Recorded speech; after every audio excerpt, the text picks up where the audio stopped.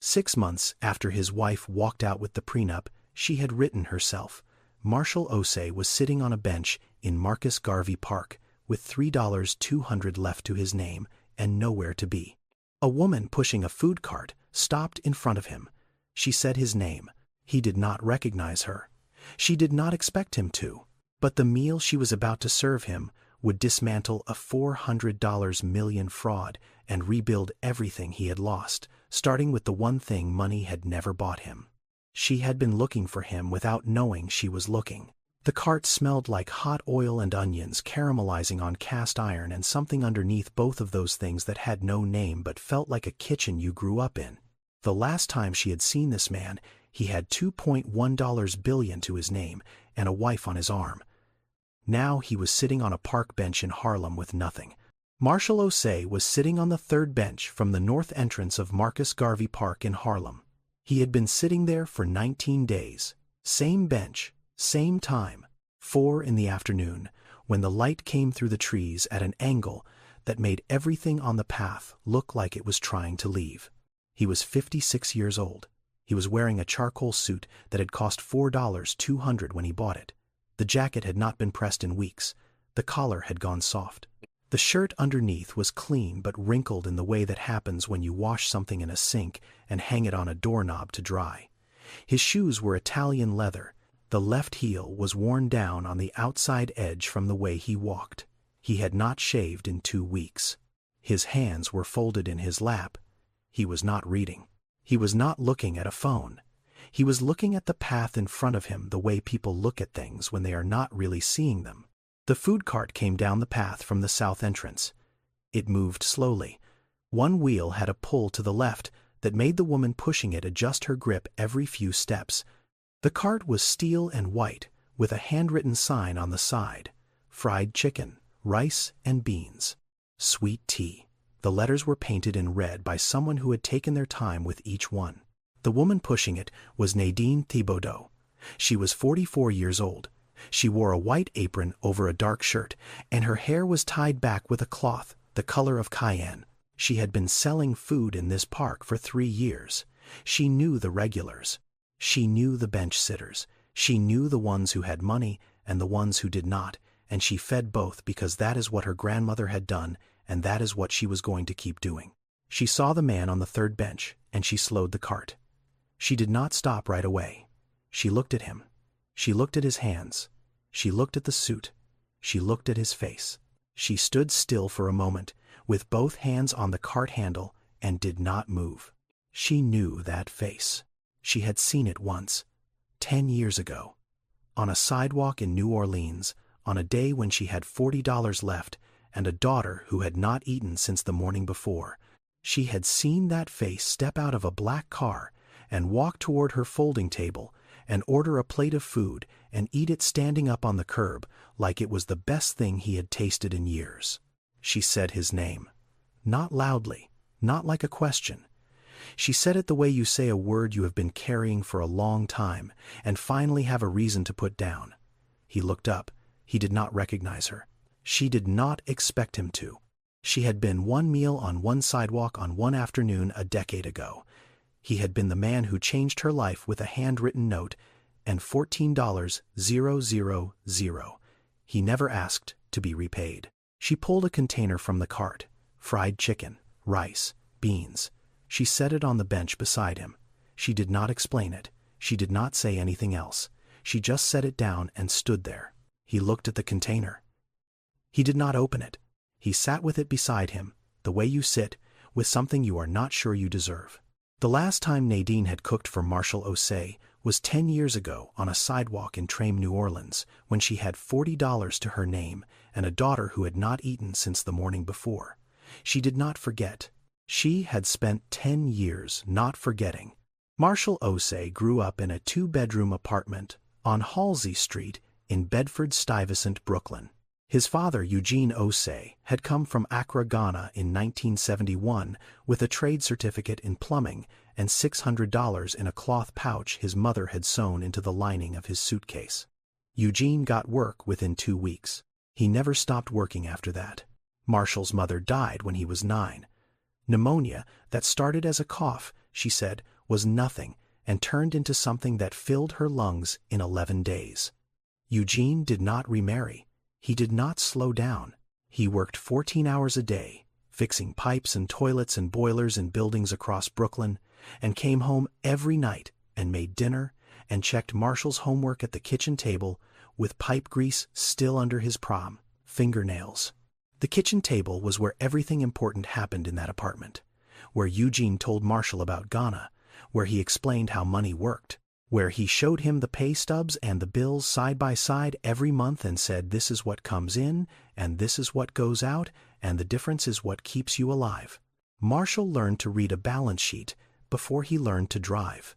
He went to City College, finance, graduated with no debt because Eugene had put $40 a month into a savings account for 18 years without missing once. $40 a month. Marshall did the math later. His father had given up coffee and lunch for 18 years to make that number work. He never told Marshall. Marshall found the deposit slips in a drawer after Eugene had a stroke at 71. Marshall started in commercial real estate. Small deals. A duplex in Crown Heights, a 4-unit in East New York. He understood something most developers his age did not. There was money in affordable housing. Not the kind of money that made magazine covers. The kind that built slowly and lasted. He learned the tax credit system. The federal government offered tax credits to developers who built housing for low-income tenants. The credits were worth more than the rent. A developer could build 200 units, charge rents that working families could actually pay, and make a return through the credits that banks and investors would buy. It was not charity. It was a business model that happened to serve people who needed serving. He explained it to his father once over dinner. Eugene listened carefully. Then he said the only thing he ever said about Marshall's business. So you make money by building homes people can afford? Marshall said yes. Eugene nodded. That is the only kind of building worth doing. Marshall built Osei Capital Partners from a one-room office on Fulton Street in Bed-Stuy. 1 assistant, 1 phone line. He grew it over 22 years into one of the largest affordable housing developers in the northeastern United States. 1,4,0,0 units across New York, New Jersey, Connecticut, and Pennsylvania. His name was in the Wall Street Journal twice. His face was in Black Enterprise 3 times. He sat on boards. He gave speeches. He hired people from the same blocks where his father had fixed pipes. He married Simone Reeves when he was 33. She was 29, a corporate attorney at a firm on Park Avenue. She was smart and precise, and she spoke about ambition the way Marshall's father spoke about work, like it was not optional, like it was what you did because the alternative was unacceptable. Marshall admired her because she reminded him of himself. Driven, clear-eyed, unwilling to settle. They married in a small ceremony in Fort Greene Park. Eugene was there. He shook Simone's hand and said, "Welcome to the family," and went home early because he had a job in Flatbush at 6 inches the morning. Marshall did not see the difference between someone who admired what he built and someone who admired what he was worth. By the time he understood, the difference had cost him everything. 10 years before Marshall Osei sat on that bench in Harlem, Nadine Thibodeau was standing on a sidewalk on Ursulines Avenue in the Treem neighborhood of New Orleans with a folding table, a 2-burner gas stove, a cast-iron skillet, and a recipe her grandmother had written on the back of a church. Belaten in Bindokus Yuziet Mishtart. She was 34 years old. Her daughter Jolene was 6. Jolene was sitting on a folding chair behind the table with a coloring book and a cup of water that had been her lunch because there was nothing else that morning. Nadine had $40 in her apron pocket. She had spent $31 of it on chicken thighs and oil and flour and seasoning. She had $9 left. If she sold enough plates to cover tomorrow's supplies, she could keep going. If she did not, she would have to figure out something else, and she did not have something else to figure out. The chicken was almost done. The oil was the right temperature. She could tell by the sound. Her grandmother had taught her that. You do not need a thermometer. You listen. When the oil stops talking and starts whispering, it is ready. She had 6 plates left when the black car pulled up. It was a Lincoln Town car. Clean. The kind of clean that meant someone else washed it. A man stepped out. Tall, dark suit. He looked like he was between meetings. He stood on the sidewalk and looked at the table and the handwritten sign and the skillet, and he did not move for a moment. Then he walked over. He ordered 1 plate. $8. Nadine served it in a styrofoam container with a plastic fork and a napkin. He stood right there on the curb and opened it and ate. He did not sit down. He did not walk away. He ate standing 3 feet from the stove and did not say anything until he was halfway through. "Who taught you this?" he said. "My grandmother," Nadine said. "She's still cooking. She passed 4 years ago." He nodded. He finished the plate. He looked at the table. He looked at the stove. He looked at Jolene on the folding chair behind the table with her coloring book. He reached into his jacket and put $200 on the table. Nadine looked at the money. "That is too much," she said. "It is not enough," he said. She pushed the money back toward him. He put his hand flat on the table over the bills and looked at her. Not smiling, not performing. Just looking at her the way you look at someone when you are trying to say something that does not fit into words. He took his hand off the money and walked back to the car. He did not give his name. He did not take a receipt. He got in the car, and it pulled away, and Nadine stood there with $200 on a folding table on Ursulines Avenue, and her daughter behind her, and the oil still whispering in the skillet. 3 days later, a lawyer called. A man named Marshall Osei had paid 6 months of rent on a fixed stall at the French Market in the French Quarter. He had also put a deposit on commercial kitchen equipment, a prep table, a fryer, a proper ventilation hood. Total cost covered. $14,000. No conditions, no contract, no repayment terms. There was a note, handwritten on plain paper. The lawyer read it to her, over the phone. "The food was worth more than what I paid. This is the rest." Nadine did not have his number. She did not have his address.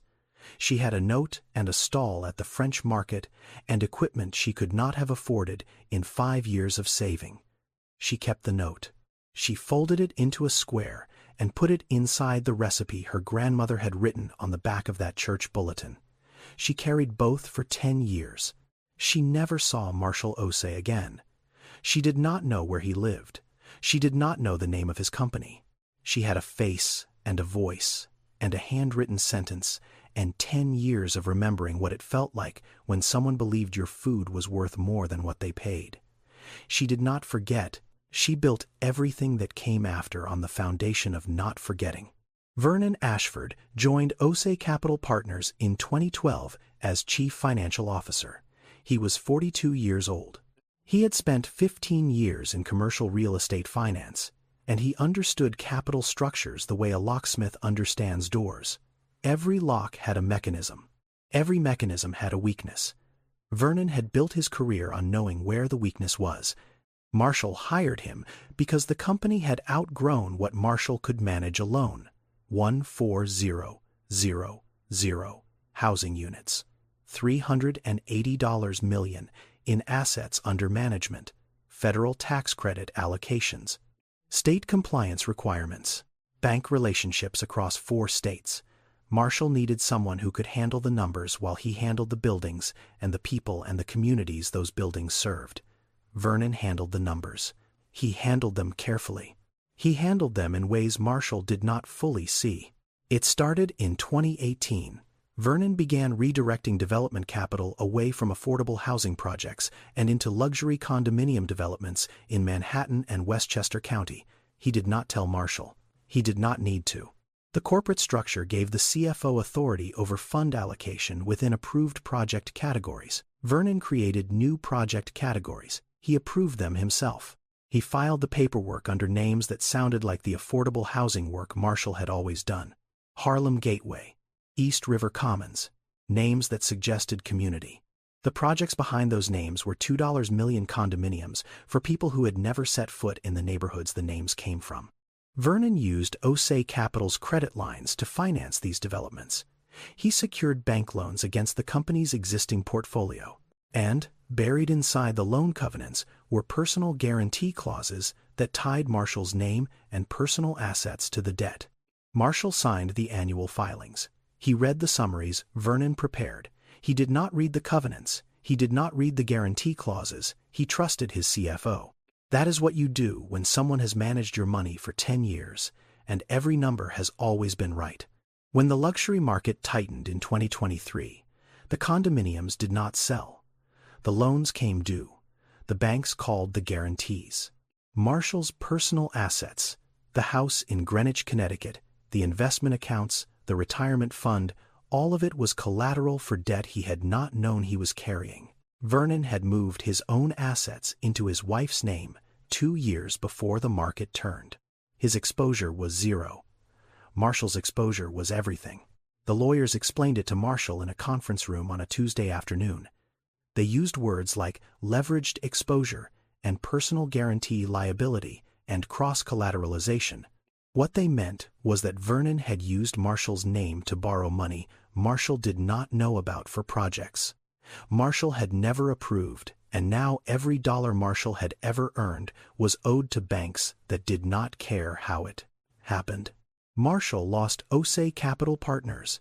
He lost the house in Greenwich. He lost the investment accounts. He lost the retirement fund. He lost 22 years of building something that was supposed to serve communities, and found out it had been hollowed out from the inside by a man who understood mechanisms and weaknesses and had found both in Marshall's trust.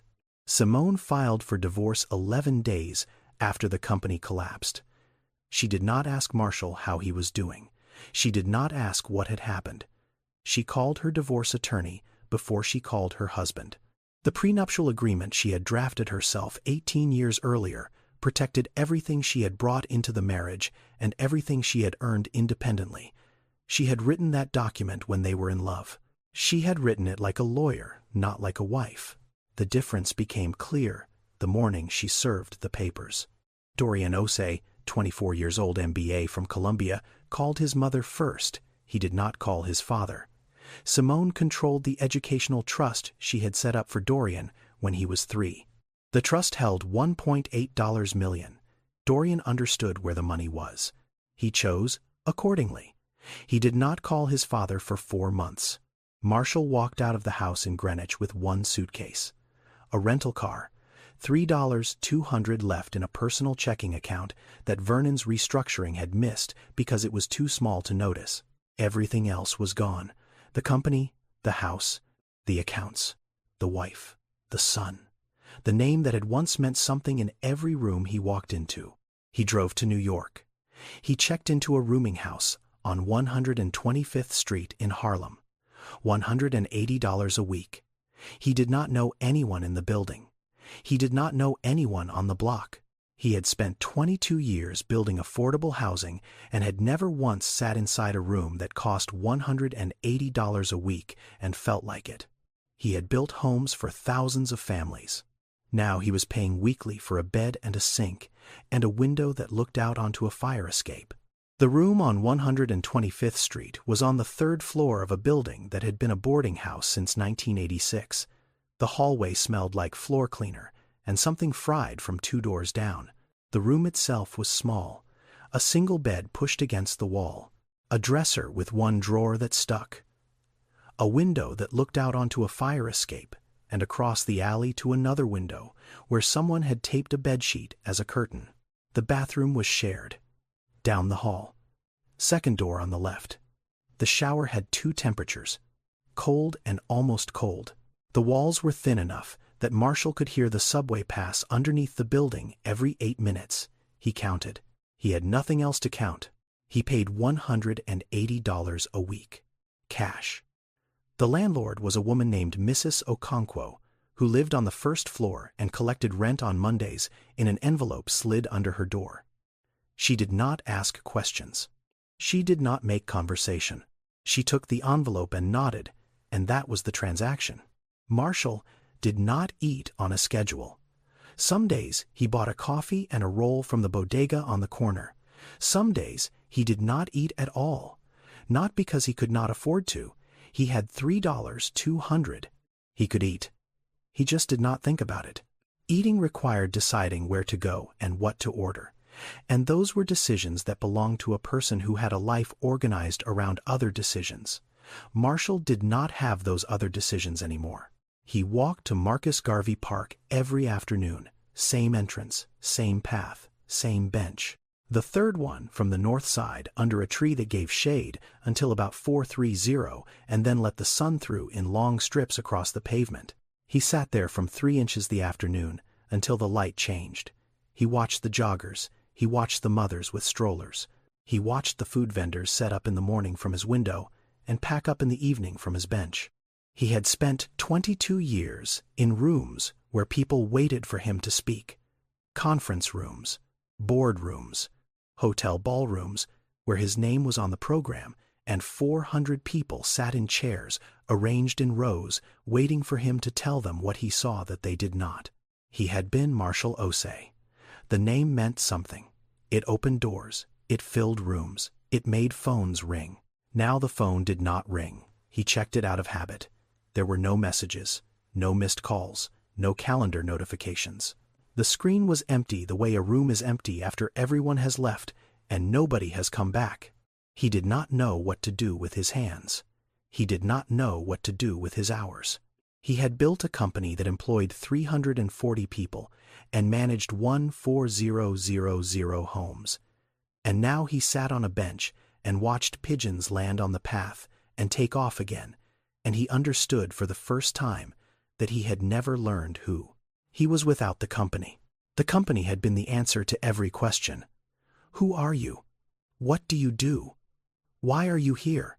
The company answered all of it. Without the company, the questions had no answers, and Marshall sat with them every afternoon on the same bench in the same park and did not know what to say. On the 14th day, a man with a hot dog cart, parked near the north entrance, handed him a bottle of water. Marshall had not asked for it. He had not spoken to the man. The man just walked over and held it out and said, "You look like you need it," and went back to his cart. Marshall held the bottle in both hands for 20 minutes. He did not open it right away. It was the first time in weeks that someone had spoken to him like a person, not like a debtor, not like a case number, not like a name on a filing, like a man sitting on a bench who looked like he needed water. He called his father that evening. Eugene was 82 years old, still living in the apartment on Halsey Street, still sharp, still waking up at 5 inches the morning out of habit even though he had not worked in 6 years. Marshall told him he was in Harlem. He did not tell him why. Eugene did not ask.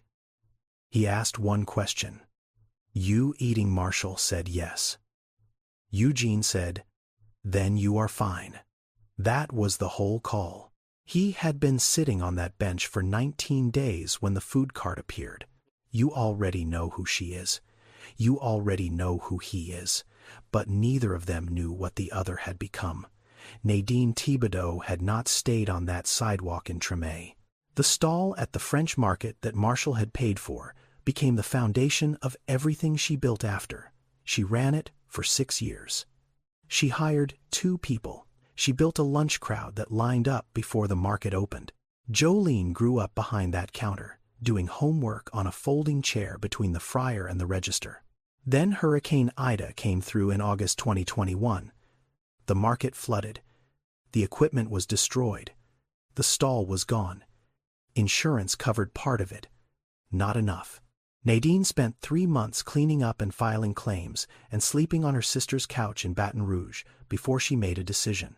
She was not going to rebuild in a place that could be taken by water again. She was going to go somewhere the ground did not flood. She moved to New York, Harlem. She bought a used food cart from a man in the Bronx for $2,800. She got her permits.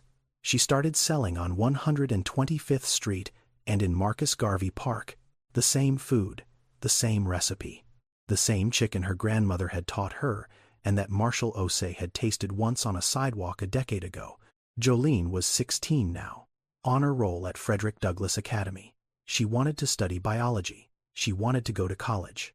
Nadine did not talk about that part out loud because talking about it made it feel like a promise, and she had learned not to promise things she could not yet pay for.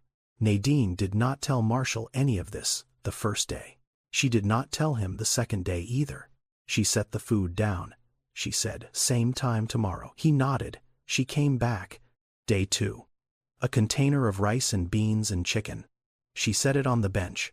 She left. Day 3. The same. Day 4. He opened the container before she walked away. She noticed, but did not say anything. Day 5. He said thank you. 2 words. The first words he had spoken to her since the day they met again. Day 6. She sat on the bench beside him for a few minutes. Neither of them said anything. She got up and went back to the cart. Day 7. He ate the food while she was still there. She watched him eat. The chicken was cayenne and honey and something sweet underneath that he could taste but could not name. Something that reminded him of a kitchen he had never been in. Something that tasted like the kind of food that gets passed down not in cookbooks, but in hands. He did not know he was tasting a recipe written on the back of a church bulletin in 1974. He did not know the woman sitting beside him had carried that recipe across 10 years and a hurricane and a move to a city where she knew nobody. He only knew the food tasted like it had been made by someone who meant it. Day 8. He started talking. He told her about Vernon, about the loans, about the guarantee clauses he had signed without reading, about Simone and the prenup and the 11 days, about Dorian and the phone call that never came. He told her all of it, sitting on that bench with an empty food container between them and the afternoon light coming through the trees. Nadine listened. She did not interrupt. She did not offer advice. She did not say she was sorry. When he was done, she was quiet for a while. Then she asked one question. "Do you still have the records?" Marshall looked at her. He did not understand the question at first. "Records of what?" She said it again. "The financial records. From your company. Do you still have them?" He did. He had a portable hard drive in his suitcase at the rooming house. He had kept copies of everything. Every quarterly report, every loan document, every fund allocation. He had kept them the way you keep things when you do not know what else to do with them. Not as evidence, not as strategy, as habit. The same habit that made him check his phone for messages that were never coming. "I know someone," Nadine said. Clarence Abrams was 62 years old. He had an office on Adam Clayton Powell Boulevard. He wore reading glasses on a chain around his neck, and he ate fried chicken from Nadine's cart every Tuesday at 1215. He had been doing this for 3 years. He was particular about the breast piece. He always asked for extra hot sauce. He always paid exact change and told Nadine the chicken was better than his mother's and that if she ever repeated that he would deny it. Clarence was a forensic accountant and attorney specializing in white-collar financial fraud. He had spent 30 years following money through the kinds of structures that were designed to make money disappear. Shell companies, offshore trusts, nominee directors. He understood them the way a plumber understands pipes. You find the source. You trace the flow. You find where it leaks. Nadine brought Marshall to Clarence's office on a Thursday. She did not call ahead. She brought 2 containers of chicken and walked in and set one on the reception desk and carried the other to Clarence's door and knocked. "Mr. Abrams, this man needs 5 minutes." Clarence looked at Marshall. He looked at the chicken. He waved them in. Marshall opened the hard drive on Clarence's desk and showed him the files, the fund allocation reports, the loan covenants, the project filings. Clarence read through them slowly. He put his glasses on. He took them off. He put them on again. He did not speak for 22 minutes. Then he looked up. "This is not bankruptcy," Clarence said. "This is theft. There is a difference. And the difference is prison time." He explained it in plain language. When someone takes a company into debt through bad decisions, that is failure. When someone takes a company into debt by redirecting funds into shell projects, forging allocation reports, and burying personal guarantee clauses in loan covenants that the CEO never approved, that is fraud. The first one is a business matter. The second one is a federal matter. The line between them is intent. And the documents on that hard drive showed intent on every page. Clarence took the case. Not out of charity. He took it because this was the kind of case he had been waiting for. the kind that involved enough money and enough paper trail to make a career. And because Vernon Ashford was the kind of man Clarence had spent 30 years training to catch, he made one phone call that afternoon. The person on the other end had been waiting 3 years for someone to bring them a case exactly like this. The call went to a senior enforcement attorney at the SEC regional office in New York. Her name was not important. What was important was that she had been building a file on irregularities in the affordable housing tax credit market for 3 years and had not been able to find a victim willing to come forward with documentation. Most victims of financial fraud do not know they are victims. They think they failed. They think the market turned. They think they made bad decisions. They do not think someone stole from them because the theft was designed to look like misfortune. Marshall had the documentation. Clarence had the expertise. The SEC had the jurisdiction. The investigation moved fast. Within 48 hours of Clarence submitting the initial filing, a forensic audit team was assigned. They began tracing the fund flows from Osei Capital Partners through a web of 7 shell companies registered in Delaware.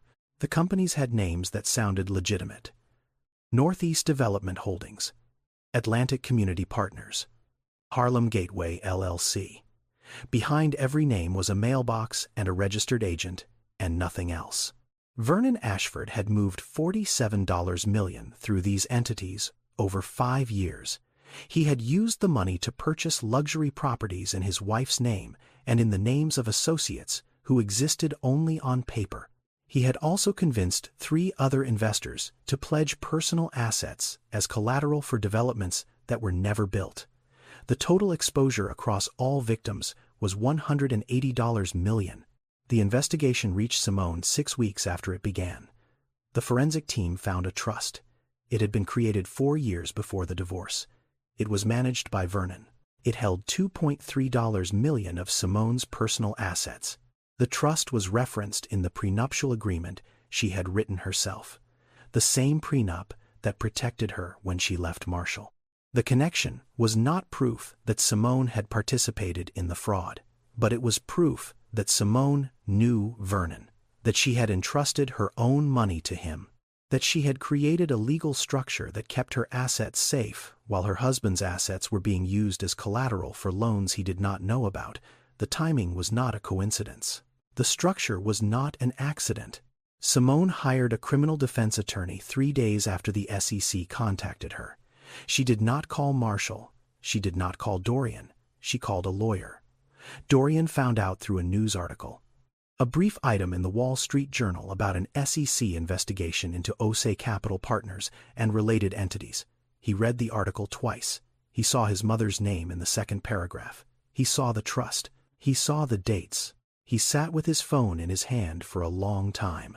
Then he called his father. For the first time in 4 months, Marshall picked up on the second ring. He did not say hello. He waited. Dorian did not speak for 10 seconds. The silence was the kind that happens when someone is trying to find the right sentence and realizing there is no right sentence. "Dad," he said. "I didn't know." Marshall closed his eyes. He did not say it was okay. He did not say he forgave him. He said, "I know," and he meant it.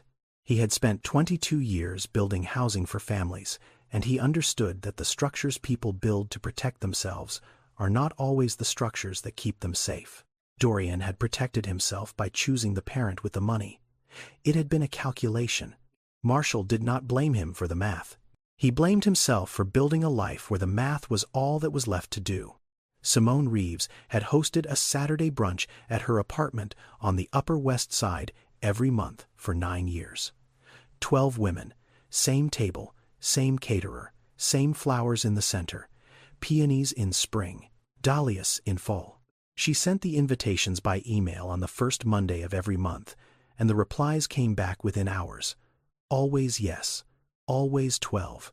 The month after the SEC investigation became public, she sent the invitations. She ordered the flowers. She had the caterer prepare for 12.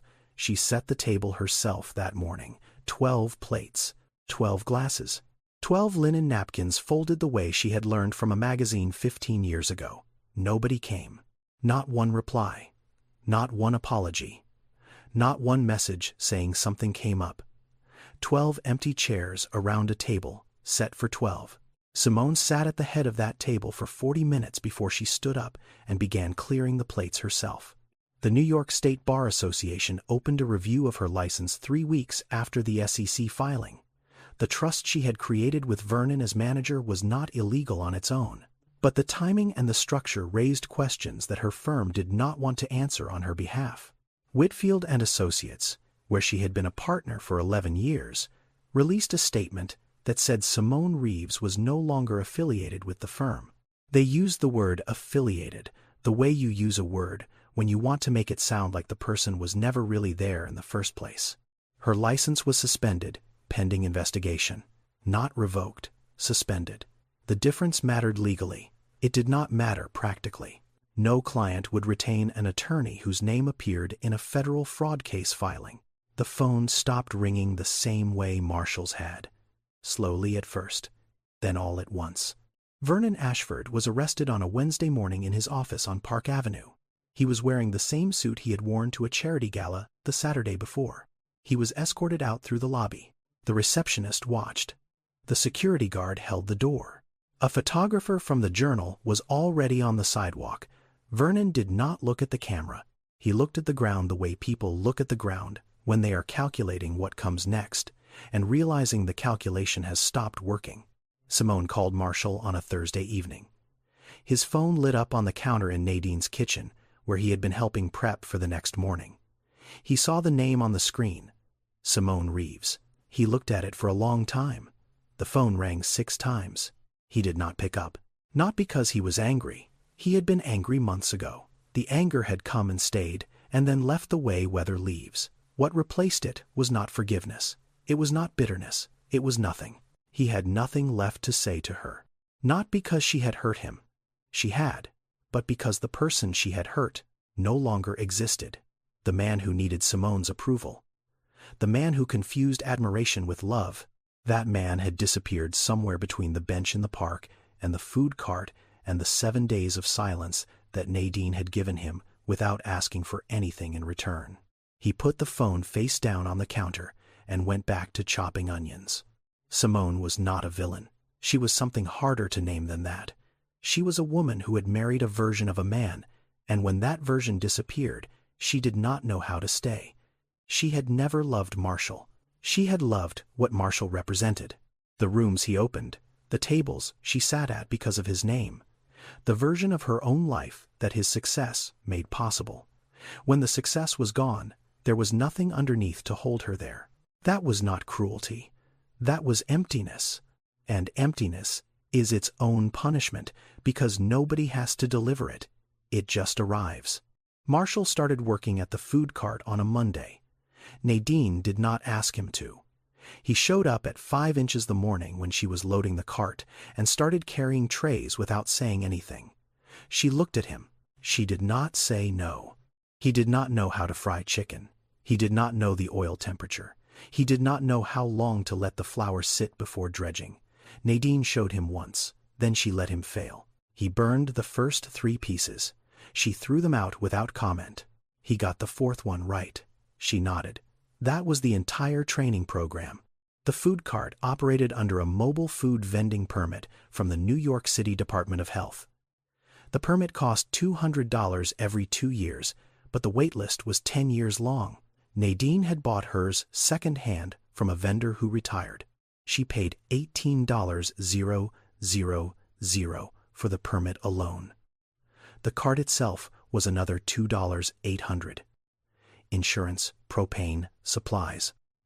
On a good day, she cleared $700 after expenses. On a bad day, rain or cold or a street closure, she cleared nothing and still owed for the food she had prepped. Marshall had managed a portfolio worth $380 million. He had signed checks that were larger than Nadine's annual revenue.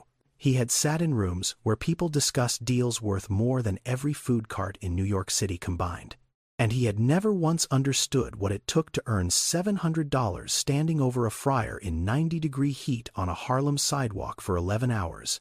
He understood it now. He understood it by doing it. By standing next to Nadine and watching her work and seeing that every dollar she made was connected to a physical act: flour on her hands, oil on her apron, sweat on her forehead.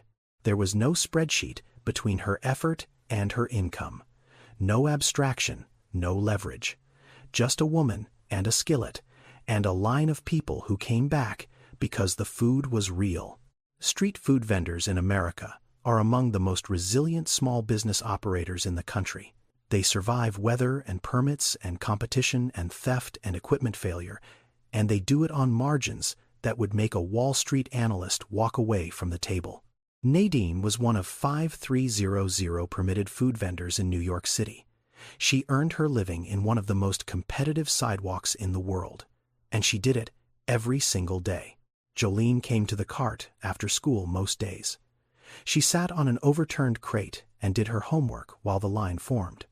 One afternoon she looked up from her textbook and said, "Mr. Marshall, can you help me with this?"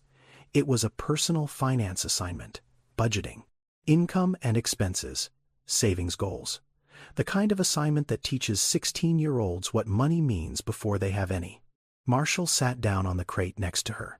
He took the worksheet. He read through it slowly. Then he began explaining. Not the way he had explained tax credit structures to investors, not the way he had presented at conferences.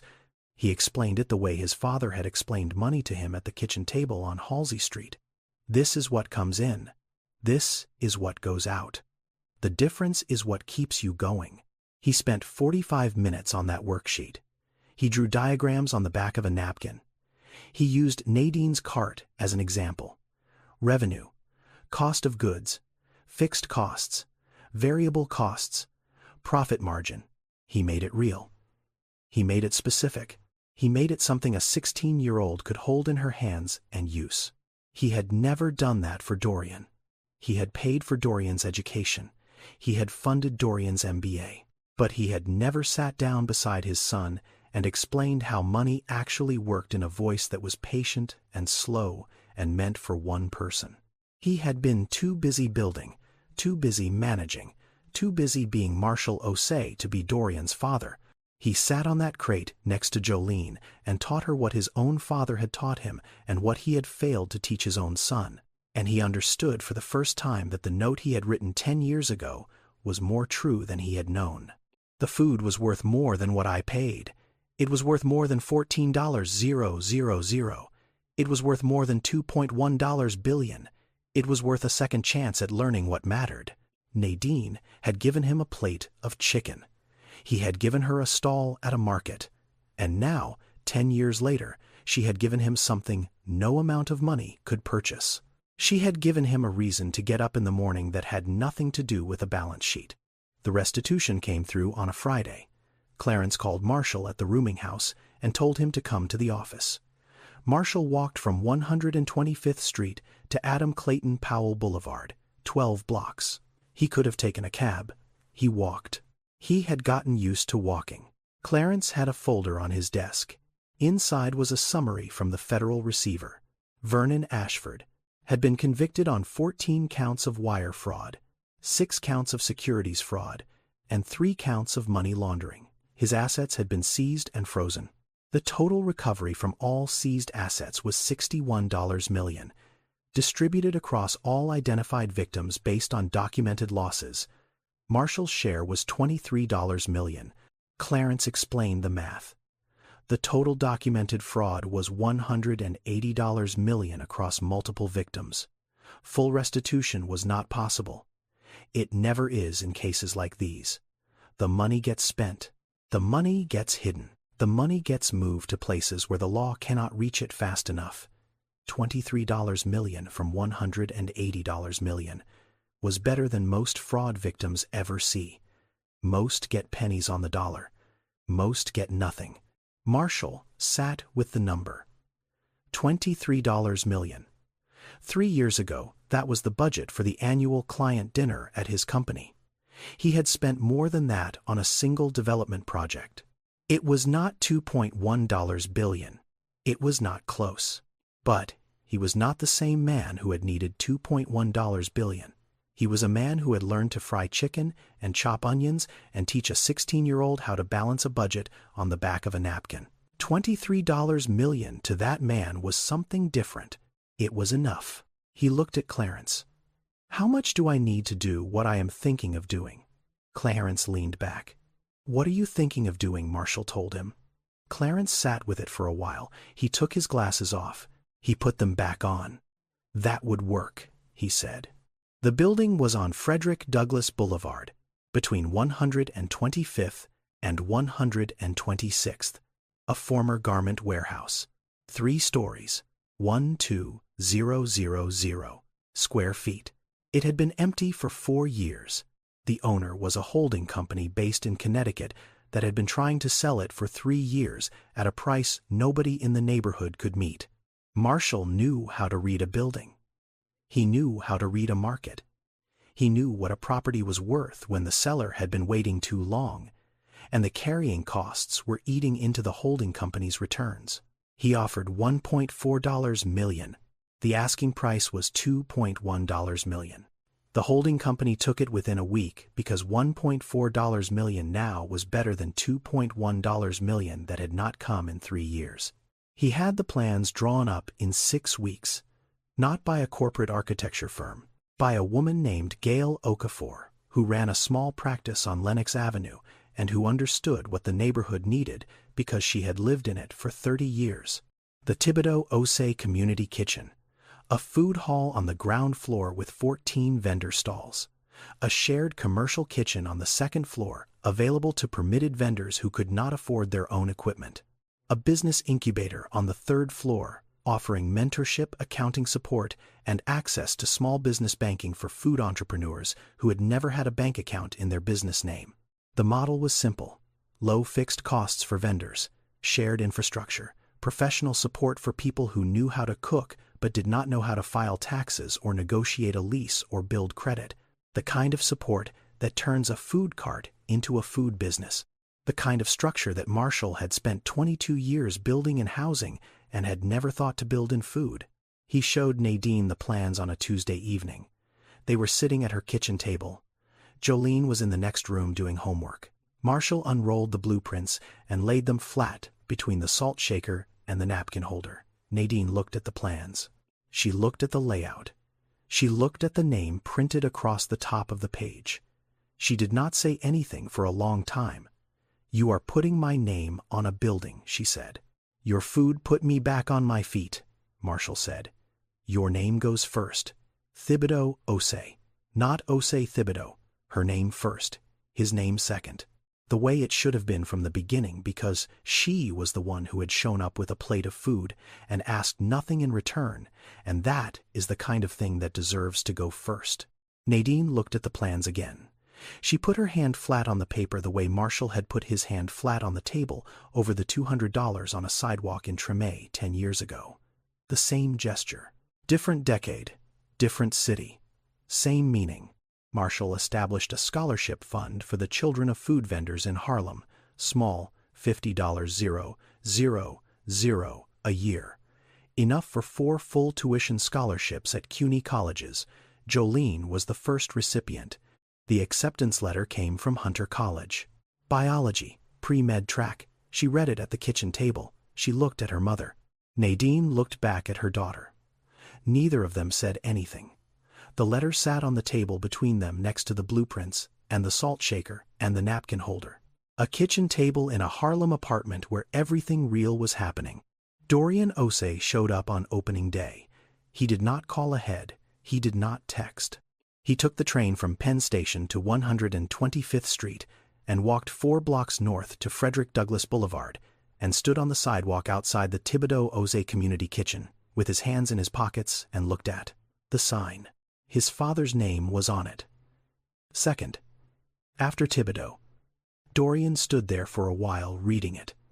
He had grown up seeing his father's name first, on everything, on the company, on the letterhead, on the building directory of every office they had ever visited. Osei Capital Partners. Osei first, always first. Not here. Here his father's name came second, behind a woman Dorian had never heard of, behind a name he could not yet pronounce.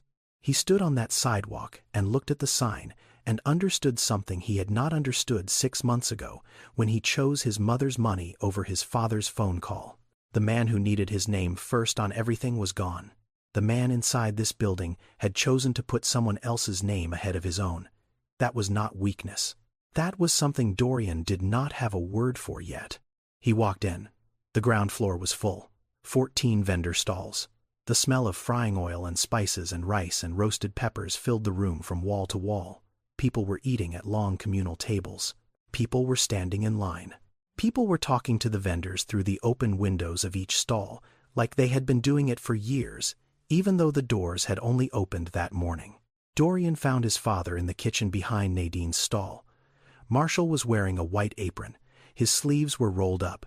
There was flour on his hands and oil on the front of the apron, and he was standing over a fryer, lowering chicken into the oil with a pair of tongs, the way someone does it when they have done it enough times to stop thinking about it. Dorian stood in the doorway. Marshall looked up. He saw his son. He did not say anything. He looked at him for a moment. Then he turned back to the fryer. Dorian stood there for 2 minutes. The oil crackled. The exhaust fan hummed. Nadine moved past him carrying a tray and did not stop. Nobody told him to come in. Nobody told him to leave. He walked to the counter. He picked up an apron from the hook on the wall. He put it on. He stood next to his father. He did not say, "Sorry." He did not explain. He just stood there. Marshall did not look at him. He handed him the tongs. They worked side by side for the rest of the afternoon. Frying chicken, plating orders, wiping down the counter, not talking, not needing to. The kitchen was loud and hot, and full of the kind of work that does not require conversation. The kind of work that Eugene Osei had done every day on Halsey Street, fixing pipes next to his son, not talking about love, just being there, showing up with your hands and staying until the work was done. That was how the men in the Osei family repaired things. Not with apologies, not with speeches, with presence, with labor, with standing next to someone and doing the work beside them until the silence between you stopped being empty and started being enough. Simone did not come. She did not call. Her story had ended in an apartment on the Upper West Side with 12 empty chairs and a table set for people who were never coming back. Not everyone returns. Not every thread gets tied. That is not a failure of the story. That is the story. Dorian stayed until closing. He helped stack the chairs. He helped mop the floor. When the lights were off and the kitchen was clean and the building was quiet, he stood outside on the sidewalk with his father. Neither of them spoke for a while. The street was dark. The sign above the door was lit from underneath. Thibodeau Osei Community Kitchen. "I like the name," Dorian said. Marshall looked at the sign. "She earned it," he said. That was all. They walked to the subway together. Dorian went south. Marshall went north. 2 blocks to the rooming house on 125th Street, where he still lived because he had not yet decided where to go next, and because the room had become familiar, and familiar was something he had learned not to waste. Vernon had his lawyers. Simone had her prenup. Dorian had his trust fund. Nadine had a food cart and a 10-year-old handwritten note folded inside a recipe written on the back of a church bulletin. Every one of those things was a kind of protection. Every one of those things was designed to keep something safe. The lawyers protected Vernon until they could not. The prenup protected Simone until there was nothing left to protect. The trust fund protected Dorian until it became the reason he stopped calling his father. The note protected Nadine in a different way. It did not protect her money. It did not protect her assets. It protected something that has no line item on a balance sheet. It protected her belief that a stranger could be kind without wanting something back. And she carried that belief for 10 years through a hurricane and a move to a new city, and 3 years of pushing a food cart through rain and summer heat and winter cold on the sidewalks of Harlem. And when she saw the man who had written that note sitting on a park bench with nothing, she did not calculate what he was worth. She calculated what he needed. A plate of food, a seat at the table, someone to show up tomorrow, and the day after that, and the day after that without asking why. The financial system is built on structures, tax credits, trusts, shell companies, prenuptial agreements, personal guarantees. These structures can build communities. They can also hollow them out from the inside. The difference is not in the structure. The difference is in the person holding it. Vernon held the same tools Marshall held. One used them to build 140,000 homes for families who needed them. The other used them to steal $180 million from people who trusted him. The tools do not tell you who someone is. The way they use them does. Marshall Osei had $2.1 billion and lost it. He had a wife who left in 11 days. He had a son who chose the money. He had a partner who stole everything. And the person who saved him was a woman he had met once on a sidewalk in New Orleans, who remembered what he had done with $200 and a handwritten note, and who showed up with a plate of chicken 10 years later and said same time tomorrow. The people who leave when you have nothing were never there for you. The people who show up with a plate of food and ask nothing in return, those are the ones who were always there. You just could not see them when the room was full. You only see them when the room is empty, and they are the only ones still standing in the doorway. Some people build their lives around what they can protect on paper. Marshall learned the hard way that the things worth protecting do not fit on paper. They fit in a kitchen. They fit in a handwritten note. They fit in a church bulletin recipe that travels from New Orleans to Harlem inside a folding chair and a cast-iron skillet and a woman who never forgot. If someone showed up for you after 10 years, not because they owed you, not because they wanted something, but because they remembered what you did when they had nothing, would you trust it? Or would you wonder what they wanted? Leave your answer below. This one is going to divide the room. If this story reminded you of someone who showed up for you when nobody else did send it to them, they probably do not hear it enough. Subscribe.